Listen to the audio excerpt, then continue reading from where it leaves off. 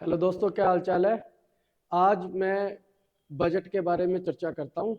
Budget में भी खास तौर पे बजट के बारे में पूरा डिटेल से एक हमारा एक अलग वीडियो है, किंतु इस बजट के अंदर इस वीडियो में हम बजट के उस हिस्से पे बात करेंगे जो राष्ट्रपति जी ने अपना सॉरी वित्त मंत्री जी ने जो बजट भाषण दिया था उस पर हम बात करेंगे। ठीक है, तो सबसे पहले ये देखो, भारत सरकार का मैं डॉक्यूमेंट आपके सामने ला रहा हूँ।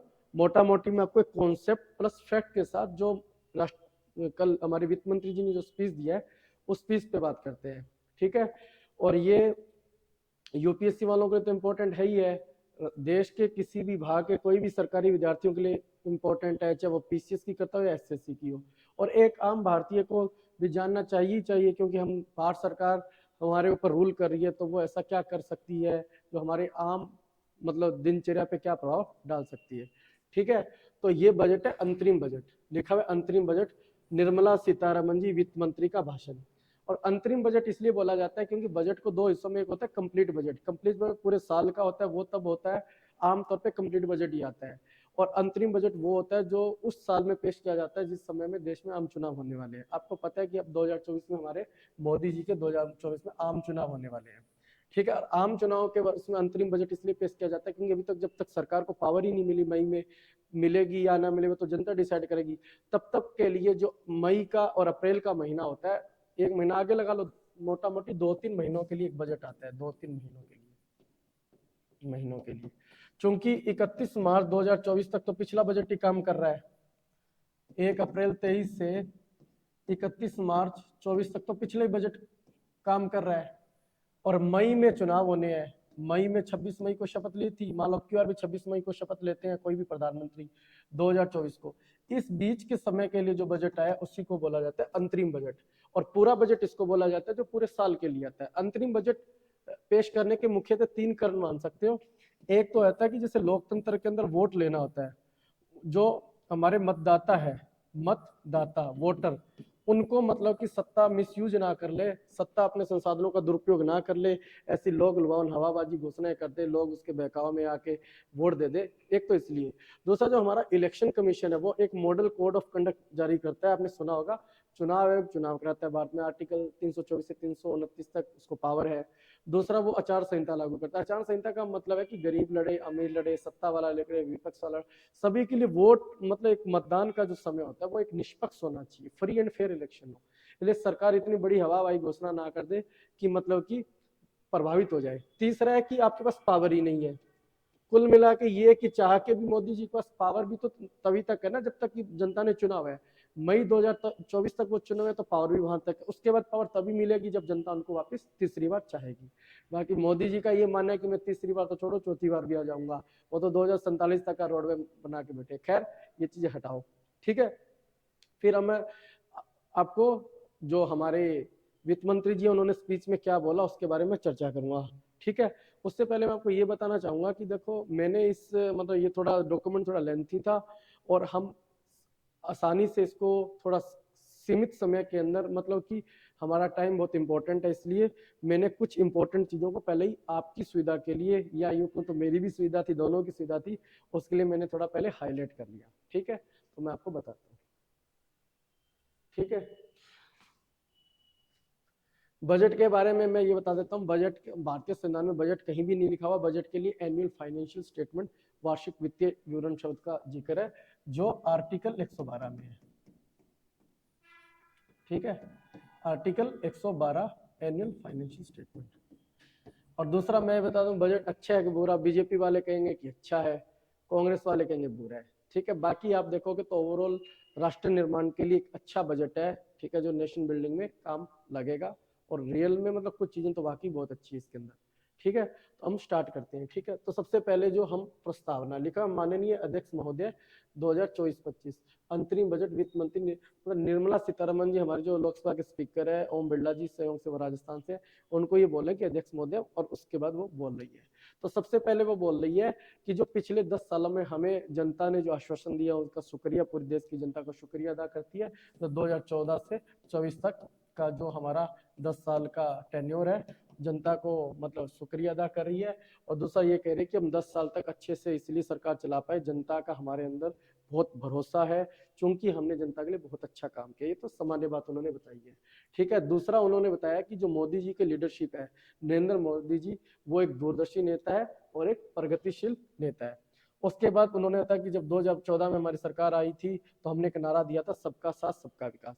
सबका साथ सबका विकास के आधार पे हमने 2014 से 19 तक काम किया। ठीक है, उसके बाद लोगों में हमारा इतना अच्छा भरोसा जमा, तो उसके बाद लोग खुद भी हमारे साथ मिलजुल के काम करने लगे। इसलिए जब 2019 में हम दूसरी बार प्रधानमंत्री बनते हैं तो हम सबका साथ सबका विकास के साथ सबका प्रयास भी जोड़ते हैं। तो लिखा सबका साथ सबका विकास, लोगों की भलाई के लिए काम किया, लोगों को हमने रोजगार दिए, महंगाई को कम किया, गरीबी जैसा कि हर सरकार मिल देती है वो इन्होंने बोला है। फिर इन्होंने बोला दूसरे कार्यकाल के अंदर मोदी जी ने सबका साथ सबका विकास के साथ सबका विश्वास भी जोड़ा, क्योंकि लोगों का इनका भरोसा बड़ा है।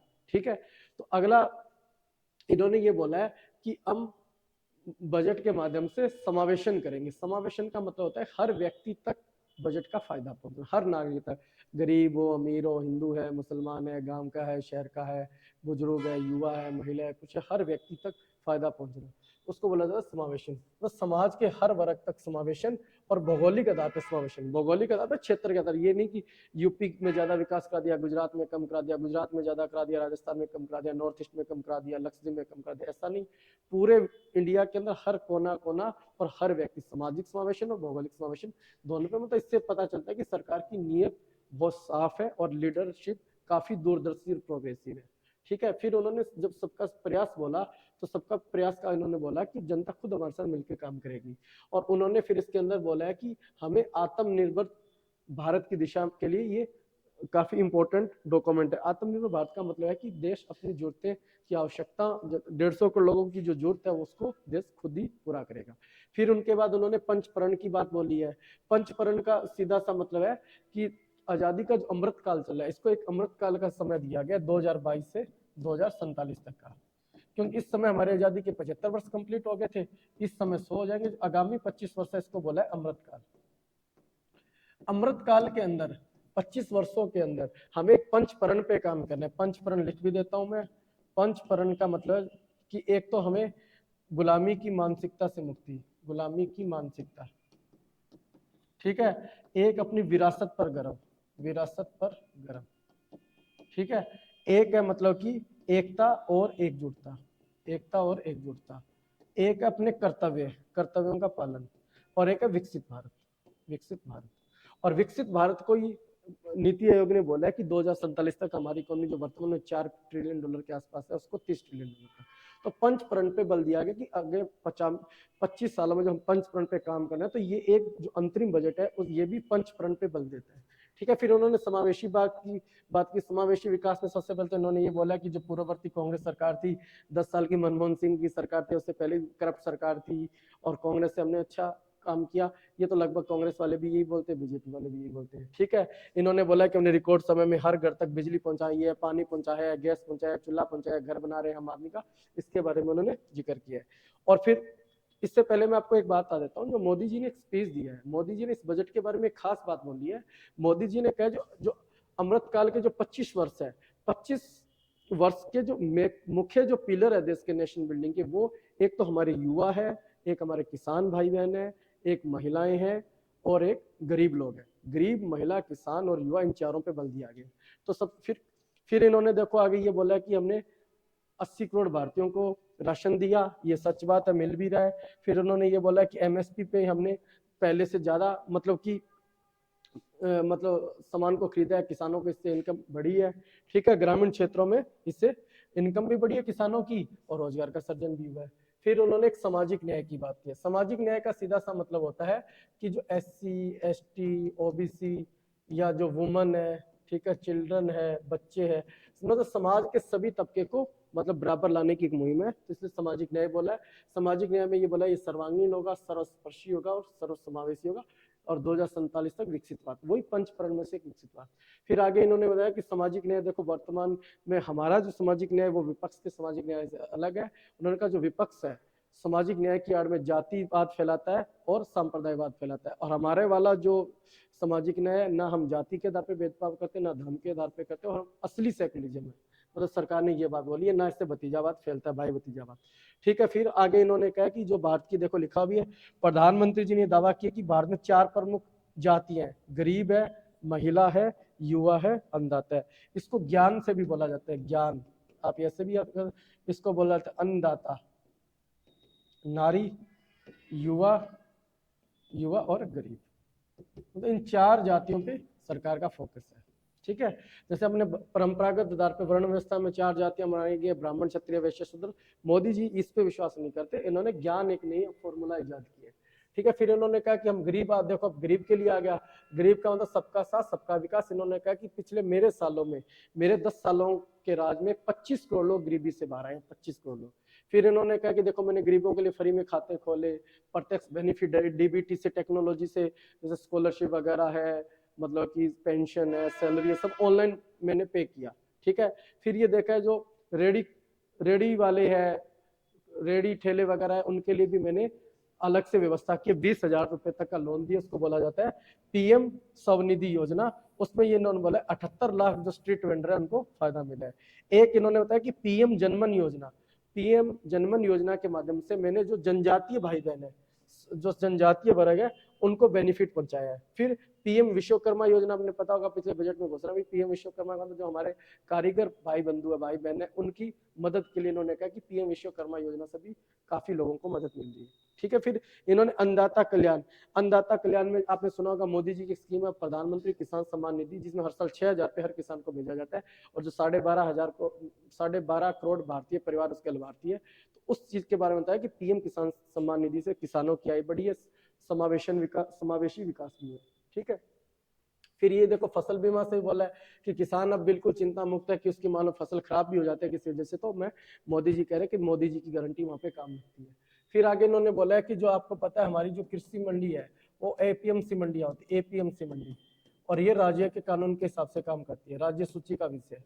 तो ठीक है, इसकी जगह इन्होंने कहा कि मैंने एपीएमसी के बजाय एक ई नाम मार्केट प्लेस दिया है। ई नाम का इलेक्ट्रॉनिक नेशनल एग्रीकल्चर मार्केट में राज्य के कानून के ऊपर भी उठ के सारे राज्यों की मंडियों को जोड़ने की कोशिश की है। ई नाम जिसको नाम दिया है, ई नाम की वजह से 1361 मंडियों को एकीकृत किया गया है, जिससे 3 लाख करोड़ रुपए का कृषि का कारोबार हुआ है। इससे भी मान लो इनका कहना है किसानों की आय बढ़ी है, किसान पहले से मजबूत हुए हैं, किसान मजबूत है तो समावेशी विकास होता है, ग्रामीण विकास से मजबूत होता है, ठीक है। फिर इन्होंने जो युवा है, युवा को बोला अमृत पीढ़ी, क्योंकि अमृत काल का इन्होंने बात की है, तो अमृत काल में जो युवा है इन्हीं के हाथ में लीडरशिप है, इनको बोला इन्होंने अमृत पीढ़ी। तो अमृत पीढ़ी के लिए भी इन्होंने विशेष प्रावधान किए। इन्होंने क्या राष्ट्रीय शिक्षा नीति है, प्रधानमंत्री स्कूल पीएम श्री योजना है, इस ठीक है, और स्किल इंडिया मिशन है, ठीक है। इससे मतलब कि स्किल डेवलपमेंट हो रहा है, अच्छी शिक्षा मिल रही है, तो इससे मतलब कि हमारे जो युवा है, हमारे अमृत पीढ़ी है, उसको काफी फायदा मिल रहा है, ठीक है। आगे उन्होंने बोला है कि युवाओं के लिए 3,000 नई आईआईटी स्थापित की गई है, ठीक है। सॉरी, आईआईटी नहीं, 3,000 आईटीआई, मिस्टेक हो गया, और 7 आईआईटी की बात की है, 7 आईआईटी, 16 ट्रिपल आईटी की बात की है, ठीक है, 7 आईएएम की बात की है, 15 एम्स की बात की है। मतलब एजुकेशन के लेवल पे हायर एजुकेशन के लिए भी इंस्टीट्यूट खोलने की बात है, ताकि हमारा जो मतलब कि युवा पीढ़ी है उसको, अमृत पीढ़ी है उसको संबल मिले। अमृत पीढ़ी को संबल मिलने से 2047 तक हम पंचप्रण को पूरा कर पाएंगे और हम एक विकसित बात वाकई बना पाएंगे, ठीक है। फिर आगे उन्होंने पीएम मुद्रा योजना, पीएम मुद्रा योजना का मतलब है कि जो हमारे कारोबार करने वाले छोटे कारोबार भाई बहन होते हैं उनको 10 लाख रुपए की सहायता दी जाती है। इसमें 3 प्रोडक्ट होते हैं, शिशु, किशोर, तरुण। उसी के साथ 10, किसी को 50,000 तक का मिलता है, किसी को 5 लाख, अल्टीमेटली 10 लाख रुपए तक का इसके लोन दिया जाता है। तो इसमें इन्होंने कहा है कि जो पीएम मुद्रा योजना से 22.5 लाख करोड़ रुपए के कुल 43 करोड़ लोन मंजूर हुए हैं, ठीक है। फिर उन्होंने कहा कि पहली बार ऐसा हुआ है कि हमारे जो 2023 के जो एशियाई खेल है, तो एशियाई पैरा खेलों में अभी तक इंडिया में सबसे ज्यादा बार, मतलब इससे ज्यादा मतलब पदक नहीं मिले, सबसे ज्यादा बार हमारे राज्य में मिले हैं। ये इसलिए हुआ है क्योंकि हमारे खेलो इंडिया जैसे जो अभियान है उससे संबल मिला है, और हम अमृत पीढ़ी को इसी प्रकार हम आगे अमृत काल में बढ़ाएंगे, ठीक है। फिर उन्होंने नारी शक्ति की बात की है। नारी के लिए आपने देखा होगा मुद्रा योजना में भी नारियों के लिए एक अलग से फंड है कि मुद्रा, जैसे स्टैंड अप इंडिया जैसे कॉन्सेप्ट SC ST और महिला के लिए, उससे मतलब महिलाओं को मुद्रा योजना का लोन बढ़ाया जाएगा, इससे हमारी नारी शक्ति का उत्थान होगा, ठीक है। फिर इन्होंने हायर एजुकेशन के अंदर मतलब कि महिलाओं का एनरोलमेंट 28% बढ़ाने की बात की है। फिर उन्होंने ये बोला कि जो स्टेम, साइंस टेक्नोलॉजी इंजीनियर और मैथ, साइंस टेक्नोलॉजी इंजीनियर और मैथ में महिलाओं के मतलब कि पार्टिसिपेशन को बढ़ाने की बात की है। ठीक है, फिर इन्होंने कहा जो हमारा ट्रिपल तलाक का कानून है, महिलाओं के लिए नारी शक्ति बंधन अधिनियम है, इससे महिलाओं को संबल मिलता है। लोकसभा विधानसभा में 33% यदि महिलाएं जाएगी तो महिलाओं का वाकई राजनीतिक न्याय होगा, राजनीतिक न्याय से उनका आर्थिक और सामाजिक न्याय भी आगे होगा। ठीक है, फिर आगे ही बोला कि प्रधानमंत्री आवास योजना में जो हम गांव दे रहे हैं, घर दे रहे हैं, उसमें पुरुषों से ज्यादा महिलाओं की भागीदारी है, बस वही चीज है। ठीक है, फिर इन्होंने एक नारा दिया है, minimum government maximum governance. Minimum government maximum governance का मतलब जो आम भारतीय का जीवन है, जैसे उसको किसी भी चीज की जरूरत हो, उसके अंदर सरकार हस्तक्षेप या सरकार का इंटरवेंशन बिल्कुल कम है। आप मतलब कि अपने स्वतंत्र हो अपने काम करने के लिए, सरकार बल्कि आपकी सहायता करती है, ना कि सरकार आपको हस्तक्षेप करती है। तो ये बोला गया हमारी सरकार जनता की सरकार है, लोक का तंत्र है, लोक का तंत्र, ना कि तंत्र के लोग है। हमने मतलब एक प्रकार से ये कॉन्सेप्ट ना देके ये कॉन्सेप्ट दिया, मिनिमम गवर्नमेंट मैक्सिमम गवर्नेंस। ठीक है, आगे इसने यही बात बताई कि बेहतर जीवन जी रहे हैं, लोगों की वास्तविक आय बढ़ी है। ठीक है, बाकी इन्होंने आर्थिक प्रबंधन के लिए जो हमारा मैनेजमेंट है, इन्होंने बोला है कि हमने डिजिटल पब्लिक इंफ्रास्ट्रक्चर पे विकसित किया है। डिजिटल पब्लिक इंफ्रास्ट्रक्चर का मतलब यदि डिजिटलाइजेशन होता है तो जैसे आपको पता है कि यूपीआई है, भीम यूपीआई है, ठीक है, पेटीएम वगैरह, ये सब चीजें, हालांकि पेटीएम पे विवाद भी चल रहा है। डिजिटल लेन देन यदि बढ़ेंगे तो हमारी अर्थव्यवस्था बढ़ेगी, अर्थव्यवस्था, हमारा टैक्स कलेक्शन बढ़ेगा, काला धन वगैरह सब इस पे चोट पहुंचेगी, इससे हमारा आर्थिक मैनेजमेंट भी, इकोनॉमिक मैनेजमेंट भी अच्छा होता है। ठीक है, फिर आगे इन्होंने आपको देखा ही है, टैक्स में काफी सबसे बड़ा रिफॉर्म आजादी के बाद यदि इनडायरेक्ट टैक्स की दुनिया में वो है जीएसटी, जो वेट प्रिंसिपल पे काम करता है, जो एक प्रकार से अप्रत्यक्ष कर रहा है। तो जीएसटी से भी इन्होंने बोला है कि इससे आर्थिक राष्ट्रवाद को मजबूती मिली है, क्योंकि एक देश एक नेशन और एक टैक्स की बात है। एक गिफ्ट सिटी आपको पता है गुजरात में खुल रहा है, उस पर बात हो रही है। गिफ्ट सिटी का मतलब यहाँ पे है तो इंटरनेशनल वाणिज्यिक मुद्दे, कॉमर्शियल मुद्दे हैं, उसको सॉर्ट आउट करने के लिए गिफ्ट सिटी अहमदाबाद की भी चर्चा की है जो।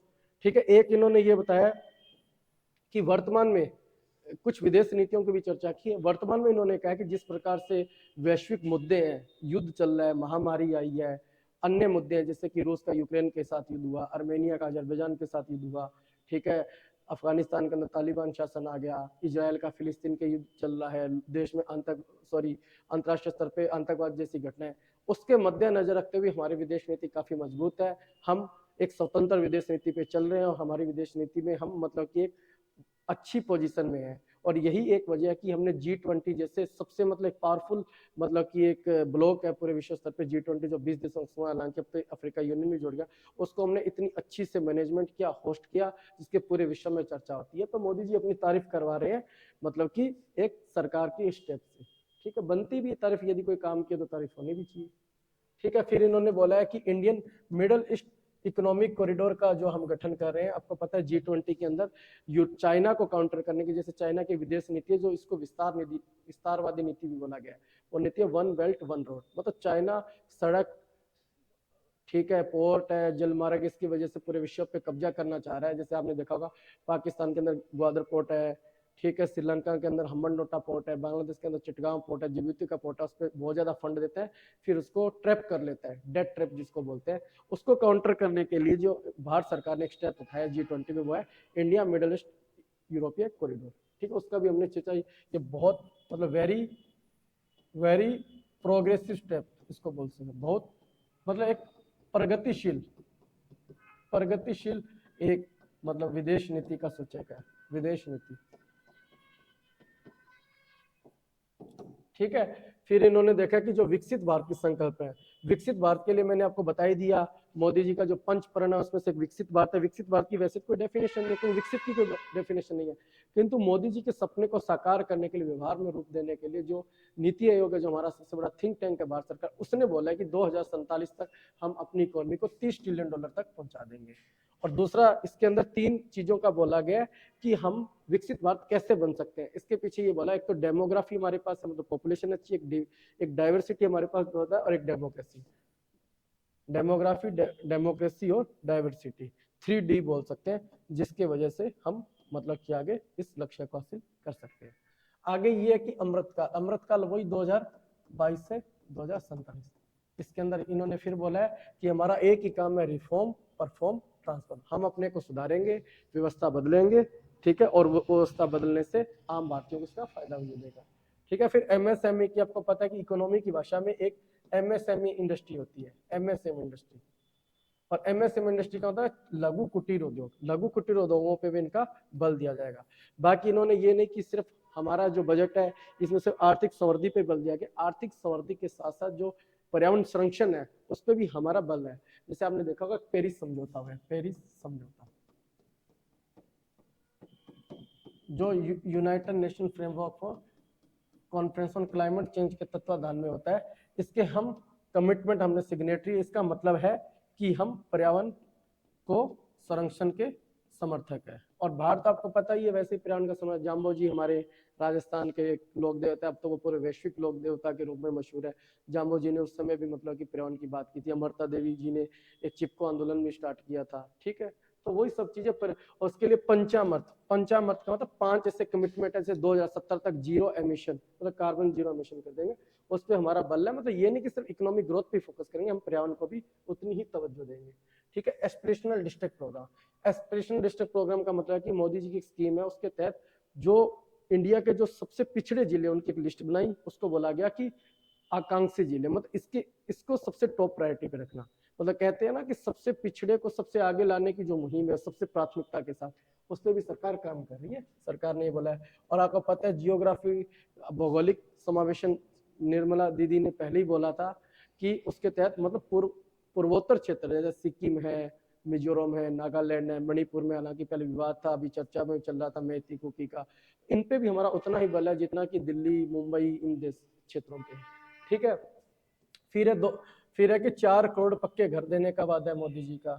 ठीक है, फिर है मतलब 1 करोड़ लोगों को सोलर एनर्जी, ये आपको इंपॉर्टेंट है। आपने देखा होगा 22 जनवरी को हमारे भगवान राम लला जी का प्राण प्रतिष्ठा हुई थी। उसी दिन भगवान राम आपको माना जाता है कि सूर्यवंशी थे, तो उसी दिन मोदी जी ने एक घोषणा की थी, प्रधानमंत्री सूर्योदय योजना। प्रधानमंत्री सूर्योदय योजना का भाव सीधा से इतना है, 1 करोड़ भारतीयों तक solar energy free of cost देना, वो भी कितनी, 300 यूनिट तक की छूट। तो प्रति महीने यदि 300 यूनिट फ्री बिजली की बात है सोलर से, तो ये मोदी जी का बहुत मतलब ये भी एक बिल्कुल अच्छा स्टेप है, जो ना सिर्फ इकोनॉमिक ग्रोथ बढ़ाएगा और बल्कि हमारा इन्वायरमेंट का प्रोटेक्शन भी करेगा, पंचामर्थ के अनुकूल है। ठीक है, फिर हमारे मध्यम वर्ग को भी, गरीब मध्यम वर्ग जैसे गरीबों के लिए आवास है, वैसे मध्यम वर्ग को भी आवास मिले, उसके लिए थोड़ा सस्ता ऋण की बात है। ठीक है, फिर हमारे युवाओं को ज्यादा देश में ज्यादा डॉक्टर बने, युवा अपना अच्छा करियर बना पाए, इसलिए मेडिकल की दुनिया में ज्यादा मतलब कॉलेज खोलने की बात है, मेडिकल कॉलेज खोलने की बात है। फिर आपने देखा सर्वाइकल कैंसर, महिलाओं के मतलब एक कैंसर होता है, महिलाओं के अंदर होता है, वो उस कैंसर को लगता है सर्वाइकल कैंसर। हालांकि जैसे आज भी आपने देखा होगा, न्यूज में पढ़ा होगा, तो बॉलीवुड की एक एक्ट्रेस है एक पूनम पांडे जी, उनका भी सर्वाइकल कैंसर की वजह से डेथ होगी, 32 साल उम्र मानी जाती है उनकी। और संयोग से 1-2 दिन पहले हमारे बजट में भी सर्वाइकल कैंसर का जिक्र है, और खासकर 9 से 14 साल की जो बेटियां हैं हमारे देश की, उन पे उनका फोकस किया जाएगा। ठीक है, आगे वैसे मिशन इंद्रधनुष, मिशन इंद्रधनुष के अंदर भारतीयों को जो टीकाकरण से मतलब कि यूनिवर्सल कवरेज होना, ताकि हर भारतीय की हेल्थ अच्छी रहे। ठीक है, फिर वही आयुष्मान भारत स्कीम भी वही है, हेल्थ के लिए है। ठीक है, आगे पर मोदी जी ने मतलब कृषि के क्षेत्र में जो फूड प्रोसेसिंग इंडस्ट्री, खाद्य प्रसंस्करण उद्योग, खाद्य प्रसंस्करण उद्योग का मतलब जैसे कि फूड, जैसे गेहूं से बना दिया आटा, गेहूं से आटा बना दिया, आटा से बिस्किट बना दिया। ठीक है, इन इंडस्ट्री को बोला जाता है, खाने पीने की जो आइटम तैयार करते हैं उस इंडस्ट्री को बोला जाता है food processing industry. Food processing industry के लिए स्कीम है प्रधानमंत्री किसान सम्मान निधि, उसमें बोला गया कि 38 लाख किसान इससे फायदे में पहुंचे। ठीक है, तीव्र विकास की बात है आगे, वही नैनो डीएपी हमारे जो किसान भाई बहन है उनके हर खेत तक, हर व्यक्ति तक नैनो डीएपी मतलब खाद, वो उर्वरक जिसे फर्टिलाइजर की पहुंच। वैसे मोदी जी ने एक बहुत अच्छा स्कीम, मतलब एक बड़ा स्टेप, नया इनिशिएटिव ये लिया है, आत्मनिर्भर तिलहन अभियान। तिलहन का जैसे जैसे होता है ना सरसों है, ठीक है, और जैसे एमपी में सोयाबीन की पैदावार होती है, इन प्रोडक्ट को बढ़ावा देना, क्योंकि वर्तमान में जितनी डिमांड हमारे यहाँ है उससे सप्लाई कम हो रही है, इसलिए हम अपनी डिमांड को पूर्ति करने के लिए हम मलेशिया इंडोनेशिया जैसे से इंपोर्ट करते हैं। एक तो हम नकली चीजें लेते हैं क्योंकि उनकी क्वालिटी इतनी बढ़िया नहीं है, दूसरा हम पैसा भी दे रहे हैं। तो इस क्षेत्र में यदि आत्मनिर्भर हो जाते हैं तो हमारा विदेश जाने वाला धन भी बच जाएगा, बल्कि हम एक्सपोर्ट भी कर देंगे, किसानों की आय भी बढ़ जाएगी, इसलिए ये भी एक बहुत अच्छा स्टेप है। फिर आगे डेयरी क्षेत्र, डेयरी मतलब पशुपालन। पशुपालन के अंदर मतलब इस बजट के अंदर गया है कि पहले भी मतलब कि खुरपक का रोग को हटाने के लिए पहले भी एक सरकार स्टेप उठा रही है, और हमारे दूध का सबसे बड़ा उत्पादक देश है। दुधारू पशुओं के लिए नेशनल गोकुल मिशन है, राष्ट्रीय पशुधन मिशन है, dairy animal husbandry infrastructure fund के बात भी है। और मछुआरे भाई बहन है, जैसे कोस्टल एरिया होता है ना, बंगाल, उड़ीसा, आंध्र, तमिलनाडु के, केरला है, गोवा है, ठीक है, कर्नाटका है, महाराष्ट्र है, गुजरात है, ये जो मछुआरे भाई बहन है उनके लिए प्रधानमंत्री मत्स्य संपदा योजना का भी आगे विस्तार किया जाएगा ताकि इनकी इनकम भी बढ़े। उसी प्रकार 9,83,00,000 महिलाओं को सेल्फ हेल्प ग्रुप से भी जोड़ा जाएगा, ठीक है। और एक आगे देखो 3 करोड़ लखपति दीदी, लखपति दीदी बनाने की स्कीम है 3 करोड़। लखपति दीदी का मतलब 3 करोड़ दीदियां, मतलब हमारी भाई बहनें ऐसी होनी चाहिए 1 लाख से खुद ज्यादा की वो ओनर हो। तो सरकार की ये स्कीम है, आवास बना दिया, इनको कोई पास इनकम होगी सेल्फ हेल्प ग्रुप के मदद से, ठीक है। फिर आगे की सोशल इंफ्रास्ट्रक्चर को आखिरी पायदान शब्द है, इसका मतलब होता है कि अंतिम व्यक्ति तक शिक्षा, स्वास्थ्य, पेयजल, फूड सिक्योरिटी भी हम सरकार कोशिश करेगी। बाकी यहाँ पे ये देखोगे, ये मतलब कि एक पॉलिटिकल स्लोगन ज्यादा है, पॉलिटिकल स्लोगन का मतलब है कि अमृत काल के इस बजट में बोला गया कि जय जवान जय किसान जी का नारा लाल बहादुर शास्त्री जी ने दिया था, जय जवान जय किसान जय विज्ञान का नारा अटल बिहारी वाजपेयी जी ने दिया था, और जय जवान जय किसान जय विज्ञान में जय अनुसंधान नरेंद्र मोदी जी ने दिया। और रिसर्च पे हमारा बल है, इसलिए हम युवाओं के लिए 1 लाख करोड़ का एक फंड बना रहे हैं, 1 लाख करोड़। तो वो सब चीजें बताएगी, ठीक है। बाकी देखो रक्षा क्षेत्र में, डिफेंस में आत्मनिर्भर होने की बात है, और हम 11,11,111 करोड़ रुपए कैपिटल एक्सपेंडिचर, पूंजीगत व्यय पे हम खर्चेंगे, कैपिटल एक्सपेंडिचर, जिसको कैपेक्स भी बोला जाता है, कैपेक्स। ये भी एक अच्छा स्टेप है जिससे हमारी देश के अंदर जो सड़कें ज्यादा बन सकती है, इससे हवाई अड्डे बन सकते हैं ज्यादा, रेल मार्ग वगैरह इससे ज्यादा बन सकते हैं आदि, ठीक है। लिखा हुआ भी है देखो, आर्थिक रेल गलियारा, और उसको पीएम गति शक्ति एक डिजिटल प्लेटफॉर्म है, उससे मॉनिटर भी किया जाएगा कि रियल में कितना काम हो रहा है। फिर देखो डेडिकेटेड फ्रीट कॉरिडोर की बात है, और 40,000 सामान्य रेल डब्बों में वंदे भारत एक आधुनिक मतलब की एक ट्रेन है, वैसे उस वंदे भारत के डिब्बे जैसी सुविधा वाले 40,000 नए कोच बनाए जाएंगे जो आम भारतीयों को उससे फायदा मिले। और वो ये 10 साल में हमने मतलब कि हवाई अड्डों की संख्या 149 हो गई है, ये लिखा हुआ है, और हम इसमें आगे भी काम कर रहे हैं। और इसी प्रकार हम मेट्रो ट्रेन, नमो भारत ट्रेन भी हर भारतीय तक पहुंचाने की बात है। कहने का तो ये ट्रांसपोर्ट मतलब कि रेलवे, एयरवे, रोडवे है, ठीक है, इन सब, रोपवे होती है एक, आपने देखा होगा रोपवे, इन सब मतलब भारतीयों की कनेक्टिविटी मजबूत करने के लिए, ट्रांसपोर्टेशन सिस्टम को विकसित करने के लिए ये बात है। और वही 2070 तक नेट जीरो मतलब कार्बन जीरो कार्बन मतलब इकोनॉमिक ग्रोथ भी हो, हमारा इन्वायरमेंट का प्रोटेक्शन भी हो उस पे, मतलब जिसको सतत विकास भी बोला गया, जो हमारा एक पंचामृत का हिस्सा है। पंचामृत मैंने आपको पहले बताया भी था, पंचामृत में से एक हिस्सा है ये। एक है देखो इलेक्ट्रिक व्हीकल, इसी को आगे बढ़ाने के लिए जैसे ई बस, मतलब बिजली से बस चलेगी तो पेट्रोल डीजल की जरूरत नहीं होगी, तो कार्बन का इमिशन कम होगा। तो ये सब चीजें अमृतकाल में। फिर हरित विकास, वही ग्रीन डेवलपमेंट की बात है, ठीक है। ग्रीन डेवलप जैसे बस भी निर्माण करनी है तो ऐसी बसों का निर्माण करो जो पोल्यूशन ना फैलाए। आगे फिर दिया ब्लू इकोनॉमी। ब्लू इकोनॉमी का मतलब होता है समुद्र या जल संसाधनों का सतत विकास आज के दौर में, उस पर ज्यादा बल दिया जाएगा, जैसे एक्वाकल्चर पे बल दिया जाएगा। टूरिज्म पे बल देने की बात है ही। टूरिज्म तो आपको पता है कि G20 हमारा जो G20 का मतलब कि हमारा होस्ट किया था हमने, आजादी के बाद पहली बार G20 देशों को यहाँ बुलाया था, बड़े बड़े देश आए थे, तो भारत के लगभग हर क्षेत्र से उनको अवगत कराया गया था, जिसकी पूरे विश्व में बहुत प्रशंसा हुई थी। और ये भी सच है कि बाहर से बेहतर कोई देश ही नहीं है, यहाँ से बेहतर कोई पर्यटन हो भी नहीं सकता। मतलब यहाँ के लिए तो कहावत है, डॉक्टर राजेंद्र प्रसाद जी ने कहा था, कोस कोस पे बदले कहानी, चार कस पे कहानी। और नेहरू जी ने भी अपनी डिस्कवरी ऑफ इंडिया की बुक में इसको लघु विश्व बोला है। ठीक है, गांधी जी भी ने भी ये चीजें बोली है।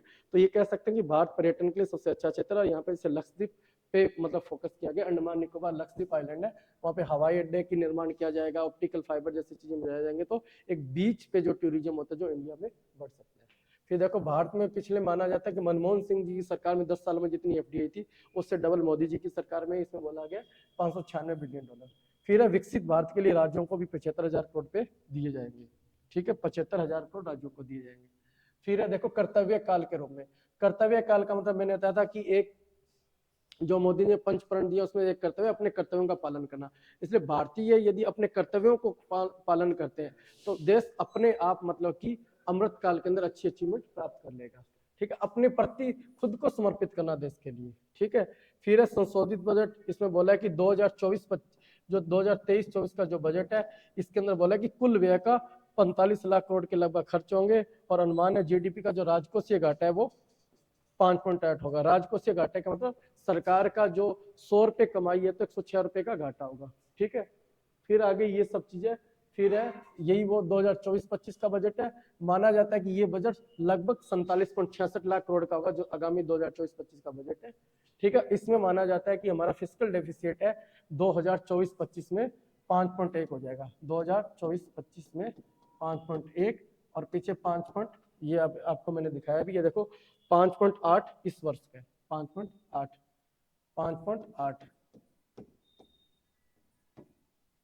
और 2025-26 का भी इसके अंदर दिखाया गया है, 2025-26 का 4.5।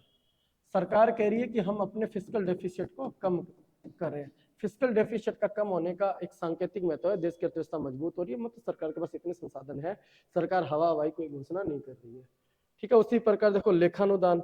इसमें सरकार ये कह रही है कि जो विनियोग विधेयक के रूप में जैसे पैसा को निकालना है, खर्च करने के लिए पैसे को निकालने के लिए पार्लियामेंट की अप्रूवल चाहिए, तो पार्लियामेंट की अप्रूवल को बोला जाता है विनियोग अधिनियम बिल। ठीक है, इसको मनी बिल के रूप में भी कह सकते हैं। ठीक है, ये सरकार के लिए एटीएम के रूप में काम करता है। एटीएम जैसे होता है ना, एटीएम से रुपए निकाल लो, जब एटीएम में मन का है तब पैसे निकालो। यदि विनियोग अधिनियम पे रद्द हो जाता है तो सरकार को पैसे निकालने की छूट मिल जाती है। और ये यहाँ पे सरकार की टैक्स से रिलेटेड है। डायरेक्ट टैक्स में सरकार ने बोला इनकम टैक्स में 3 गुना से अधिक इसका मतलब टैक्स का संग्रहण हो गया पिछले 10 वर्षों में। आईटीआर फाइल करने वालों की संख्या 2.4 गुना बढ़ गई। और पहले मतलब 2.2 लाख रुपए, इसके पीछे कारण दिया कि मनमोहन सिंह जी की सरकार में 2 लाख रुपए 2,20,000 से ऊपर इनकम होते टैक्स ले लिया जाता था। लोग इसलिए इतना राज्य परेशान करता था सरकार, इस वजह से लोग टैक्स नहीं देते थे। और हमने क्या नियम बना दिया कि 7 लाख रुपए तक कोई इनकम टैक्स नहीं देना। इस वजह से लोग आईटीआर ज्यादा फाइल करें, टैक्स ज्यादा मतलब भरे। इसलिए हमारी सरकार लोगों की हितैषी की सरकार है। ठीक है, जनता की सरकार है। और 15% की नई मैन्युफैक्चरिंग इकाई के लिए जो नई कंपनी बननी है उसको 15% इनकम टैक्स की बात है। ठीक है, और फिर एक आगे है जो मतलब कि एक आपको पता होगा टैक्स रिफॉर्म के लिए जीएसटी आया है, इनडायरेक्ट टैक्स। इन्होंने बोला कि 94% उद्योग ने जीएसटी की प्रशंसा करी है। इंडस्ट्री में 94 लोग इंडस्ट्री वाले ये मानते हैं कि जीएसटी अच्छा स्टेप है। और यही वजह है कि हमारी monthly average collection 1.66 lakh crore होगी, 1.66 लाख करोड़। और ज्यादा जीएसटी मिलने का सीधा सा मतलब है कि सरकार को ज्यादा जीएसटी क्यों मिल रही है, क्योंकि ज्यादा इकोनॉमिक एक्टिविटी हुई है और टैक्स भरना इजी हो गया है, भ्रष्टाचार कम है, सरकार ज्यादा आ रही है तो ज्यादा अपना एक खर्च भी कर सकती है और ज्यादा मतलब कि एक प्रकार से मतलब जनता के कल्याण के लिए काम भी कर सकती है। फिर आगे बोला है कि टैक्स प्रस्ताव। इन्होंने कहा है कि मैं कराधान के समय कोई भी नया टैक्स नहीं लगाया। ठीक है, ये बहुत अच्छी बात है। दूसरा ये मतलब एक आम भारतीय के लिए बहुत अच्छा, आम नागरिक को राहत। इन्होंने बोला है कि 25,000 रुपए तक का यदि इनकम टैक्स का डिमांड है और नोटिस है 2009-10 से पहले, तो आपको इस नोटिस को 1 भी रुपया नहीं देना। और 2009-10 के बाद में 2010-11 से कोई इनकम टैक्स का नोटिस आया है और ठीक है, और 10,000 रुपए तक का इसके ऊपर कोई भी आपको पैसा नहीं देना। कोर्ट में कोई चक्कर मत करो, कह दो मेरे पास कुछ नहीं है। और कहा है कि कुछ तो नेहरू जी के टाइम से 1962 से लोग टैक्स अथॉरिटी के आगे धक्के खा रहे हैं। तो आम भारतीयों के जीवन को बहुत मुश्किल है। तो ये बहुत अच्छा स्टेप है। ठीक है, अर्थव्यवस्था के रूप में इन्होंने कहा कि जब से मैंने 10 सालों में अर्थव्यवस्था जब देश को संभाला था, देश मतलब फ्रेजाइल 5 कंट्री थी, फ्रेजाइल 5 कंट्री मतलब ऐसी 5 कंट्रियों में आता था जिसकी अर्थव्यवस्था बिल्कुल खराब है, चरमरा गई है, और आज हम आते हैं टॉप 5 में। ये मनमोहन सिंह जी के टाइम में था, ये मोदी जी के टाइम में ऐसा बजट में बताया गया है। ठीक है, और फिर आखिरी में ये है कि हम ऐसे ही नेशन फर्स्ट को मद्देनजर रखते हैं, हमारे लिए परिवार पार्टी सब ये कुछ मायने नहीं रखता, देश सबसे आगे, इसलिए सब कुछ ये कर पा रहे हैं। फिर आगे इन्होंने अंत में ये बोला है कि देखो हम अच्छी इकोनॉमिक ग्रोथ भी कर रहे हैं, आम भारतीय तक फायदा भी मिल रहा है, इसलिए हम अपनी गलती से सीखते हैं। ठीक है, लास्ट में इन्होंने ये बोला है कि यदि हम ऐसे चलते रहे, ठीक है, तो वाकई हम 2047 तक पंचप्रण को पूरा करते रहे तो हमें विकसित भारत बना देंगे। हम नेक इरादे के साथ सच्ची लगन और भरपूर प्रयासों से ये काम करें, इसलिए हम विकसित भारत को मतलब विकसित भारत बना सकते हैं। ठीक है, और इसने इन शब्दों के साथ मैं गरिमा पूर्ण सदन में अंतिम बजट पेश करती हूँ। तो कुल मिला के सारी ये बजट एक अच्छा प्रोग्रेसिव स्टेप है। अमृत काल के अंदर जो 25 वर्षों के समय को ध्यान में रखा गया है, 2047 तक हम विकसित भारत की संकल्पों को पूरा करेंगे। विकसित भारत 2047 तक तभी बन सकता है यदि गुलामी की मानसिकता से हम बाहर निकलें। ठीक है, और अपनी विरासत पर गर्व करना सीखें, देश में एकता और एकजुटता रखें और अपने कर्तव्यों का पालन करें, तो 2047 तक हमारा देश विकसित बन जाएगा। और नीति आयोग की भाषा में कहूँ तो हमारी 30 ट्रिलियन डॉलर की इकोनॉमी बन जाएगी। दूसरा, मोदी जी ने कहा कि मेन इसमें जो 4 प्रकार के लोगों पे ध्यान दिया गया, गरीब पे, युवा पे, अन्नदाता पे और नारी पे। ठीक है, तो और सरकार की बातों पे हमें, ठीक है, अपनी अपनी राय होती है, हम भरोसा करते हैं या नहीं करते। ठीक है, बाकी कुल मिला के कह सकते हैं कि राष्ट्र निर्माण के लिए एक अच्छा, मतलब कि मुझे तो नहीं लगा कि ऐसी कोई इसके अंदर कोई खराब चीज़ हो सकता है कि आपकी अपनी अलग विचारधारा हो, मैं तो इसका मतलब कि समर्थन करता हूँ। हाँ, कुछ चीज़ों मुझे भी पसंद नहीं है, जैसे रोजगार पे बहुत ज़्यादा इस पर कोई डिटेल में बात नहीं लिखी गई। ठीक है, बाकी तो यही है, एक शायरी से मैं अंत करता हूँ, यकीन हो तो कोई रास्ता निकलता है, यकीन हो तो कोई रास्ता निकलता है, हवा की ओट लेकर भी चिराग जलता है। Bye bye.